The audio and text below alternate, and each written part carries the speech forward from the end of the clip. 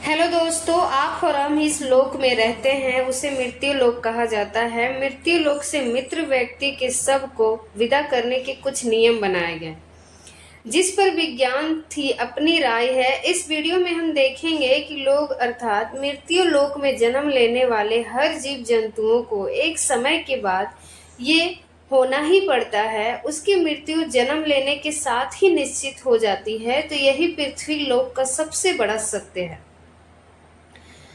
इंसान का क्षण प्रतिक्षण घटित होती रहती है, लेकिन कितनी बड़ी विडंबना है कि मनुष्य इस सत्य को जानकर भी महसूस नहीं कर पाता है। हर व्यक्ति को अपने कल आने की उम्मीद बनी रहती है।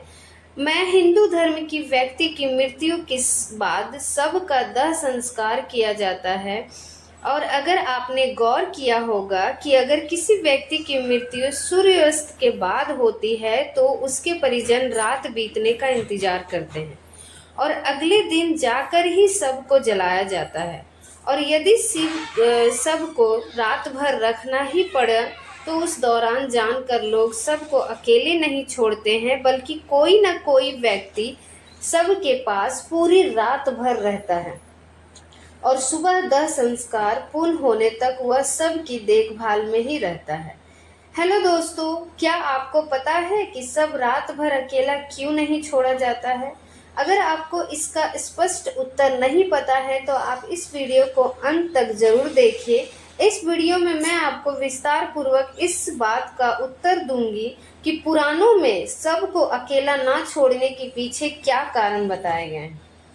वह भी बताऊंगी कि दोस्तों, गरुड़ पुराण में इस बात का बहुत विस्तार से वर्णन किया गया है कि मृत्यु के बाद आत्मा की क्या गति होती है। आत्मा कितने दिनों तक अपने छूटे हुए घर में इस संसार में विचरण करते रहती है, इन संगे संबंधियों के पास रहती है और वो उनसे क्या उम्मीद रखती है, ये सब हम किसी और वीडियो में जानेंगे। लेकिन इस वीडियो में हम गरुड़ पुराण के बताए अनुसार मृत्यु के बाद सबको अकेला ना छोड़े जाने के कारणों को जानेंगे। आगे बढ़ने से पहले आप लोगों से निवेदन है कि अगर आप मेरे चैनल पे नए हैं तो मेरे चैनल को सब्सक्राइब कीजिए और वीडियो अगर अच्छी लगे तो लाइक शेयर जरूर करें, जिनसे आगे आने वाले वीडियोस तक आसानी से आप तक पहुंच सके। दोस्तों, यह संक्षेप में पहले हम ये जान लेते हैं कि किन परिस्थितियों में शव का दाह संस्कार नहीं करना चाहिए। गरुड़ पुराण में इस बात का भी स्पष्ट वर्णन है कि इन 3 स्थितियों में शव का दाह संस्कार उचित समय के लिए टाल देना चाहिए। पहली स्थिति, यदि किसी व्यक्ति की मृत्यु सूर्यास्त के बाद होती है तो सबको रात भर घर में ही रखना चाहिए और अगले दिन सूर्योदय के बाद ही शव का दाह संस्कार किया जाना चाहिए, अन्यथा आत्मा को संदिग्ध प्राप्ति नहीं होती है।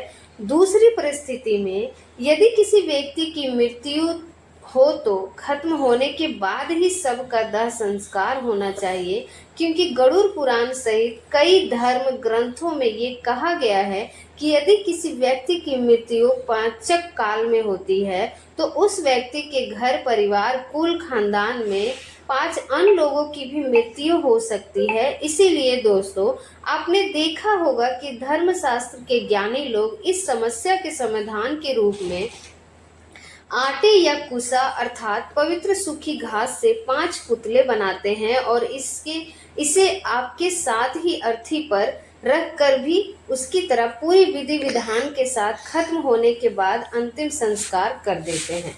इससे पाचक दोष भी खत्म हो जाता है। पाचक काल में अंतिम संस्कार किए जाने से आत्मा को मोक्ष की प्राप्ति नहीं हो सकती है। और तीसरी परिस्थिति में शव का अंतिम संस्कार तब तक नहीं करना चाहिए जब मृत व्यक्ति का पुत्र मुख अग्नि देने के लिए उपस्थित ना हो और यह यात्रा करके पहुंचने वाली हो, क्योंकि पुराणों में इस बात को बहुत ही महत्व दिया गया है कि मुख अग्नि पुत्र के हाथों से होती है तो आत्मा को संतृप्ति प्राप्त होती है। हेलो दोस्तों, आप बिना देरी किए हुए आइए जानते हैं कि मृत्यु के बाद सबको अकेला क्यों नहीं छोड़ना चाहिए। इसके पीछे क्या मान्यताएं हैं और वैज्ञानिक तथ्य हैं। मृत्यु के बाद आत्मा घर में 13 दिन तक निवास करती है। गरुड़ पुराण में बताया गया है कि मृतक का शव पूजनीय हो जाता है। ऐसे में दाह संस्कार से पहले शव को अकेला नहीं छोड़ना चाहिए, अन्यथा ये आत्मा का अपमान होता है। गरुड़ पुराण में यह भी लिखा गया है कि यदि शव की चींटियों, कीड़े मकोड़ों, कुत्ते बिल्ली इत्यादि से हानि होती है, ऐसे ही कष्ट आत्माओं को यमलोक के मार्ग में भोगने पड़ते हैं। इसीलिए परिवारजनों की ये जिम्मेदारी बनती है कि मृतक के शरीर की सुरक्षा करें। आज रात के समय तामसिक शक्तियाँ, जितने भी बुरी शक्तियाँ होती हैं, ज़्यादा प्रबल होती है। जब शरीर से आत्मा निकल जाती है तो शरीर हो जाता है। ऐसी स्थिति में ये शक्तियाँ शरीर को अपने वश में करने का प्रयास कर सकती है। इसकी संभावना खत्म करने के लिए किसी व्यक्ति का मृतक शरीर के पास होना जरूरी होता है। दोस्तों, अगर वैज्ञानिक कारण की बात करें तो विज्ञान क्या कहता है? जिस कारण आत्मा शरीर को छोड़कर अलग होती है, उसी क्षण से शरीर का छेद शुरू हो जाता है, जिससे मृत शरीर से दुर्गंध आने लगती है। और इस दुर्गंध को कम करने के लिए और वातावरण धार्मिक रखने के लिए उद्देश्य से मृत शरीर के आसपास अगरबत्ती, धूप, दीपक इत्यादि जलाए जाते हैं। ऐसा करने की जिम्मेवारी जो व्यक्ति शव की देखभाल करता है उसकी होती है। इस बात की भी संभावना है कि तंत्र मंत्र करने वाले व्यक्तियों से मृतक शरीर को नुकसान पहुंचाया जा सकता है, जिससे मृत आत्मा भी संकट में पड़ सकती है। इसीलिए किसी भी तांत्रिक मित्र शरीर के आसपास नहीं आने देना चाहिए।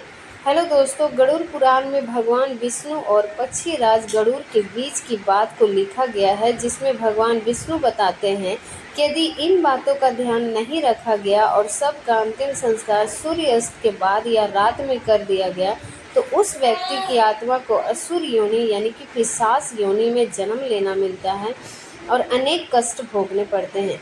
व्यक्ति की मृत्यु का और दान संस्कार का समय कितना महत्वपूर्ण होता है, इसका महत्व आप इस घटना से समझ सकते हैं।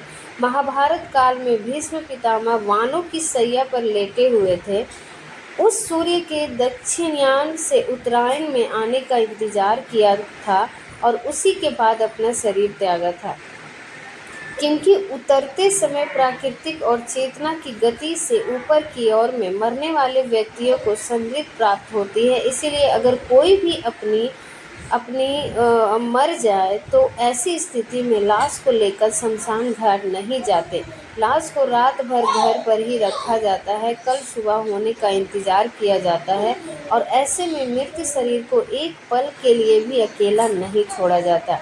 कोई न कोई व्यक्ति हमेशा रखवाली के लिए मौजूद रहता है। दोस्तों, यह कारण सबको अकेला छोड़ने से आप इस विषय में क्या राय है, नीचे दिए गए कमेंट में ज़रूर बताएं। गरुड़ पुराण से जुड़ी आध्यात्मिक बातें आपको कैसी लगी? मरने के बाद आत्मा का क्या व्यवहार होता है, हम इस विषय में आपको और जानेंगे, तो नीचे दिए गए कमेंट में ज़रूर बताएं। चैनल को